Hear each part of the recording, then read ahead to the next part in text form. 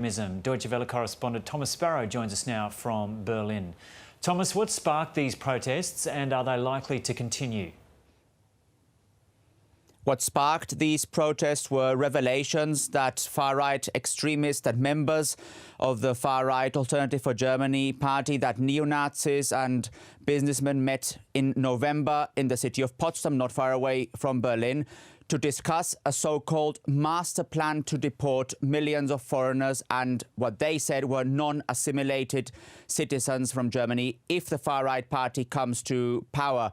This meeting happened only a few kilometers away of where the Nazis in 1942 discussed the final solution. And obviously this meeting then brought back painful memories of Germany's very difficult past. And as a reaction to that, in around 100 locations across Germany, thousands and thousands of people went to the streets in the last few days. Protests are likely to continue, depending on who you ask or who counted.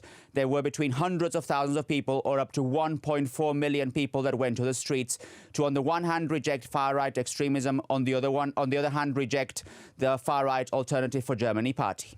So just for some context, how influential is the far-right in Germany compared to other European countries? The far-right party in Germany, the AfD, is not as influential as far-right parties in other European countries that have, for example, won elections or have taken part in governments.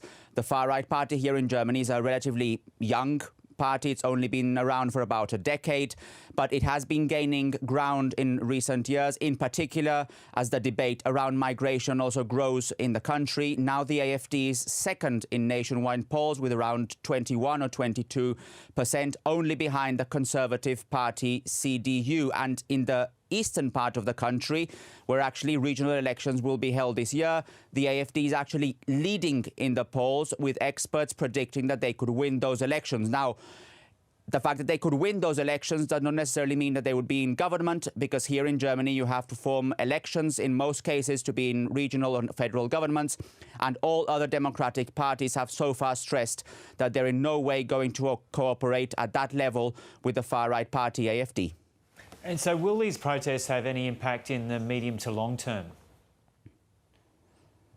That's actually the very big question that's being discussed not only among participants in those protests, and I was covering them at the weekend, but also among experts.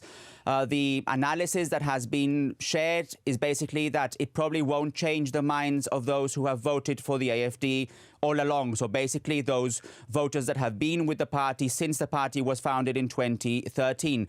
But where these protests could have an impact is among undecided voters, among voters who probably do not necessarily go to the polls, especially when it comes to regional elections, but that this time round are thinking about going to the polls, if only to vote against the far-right party AfD. At the protests at the weekend, I spoke to people who were stressing that they do not normally go to the streets to protest, but that in this particular case, they felt they had to do so because of Germany's troubled history and because of those very difficult revelations.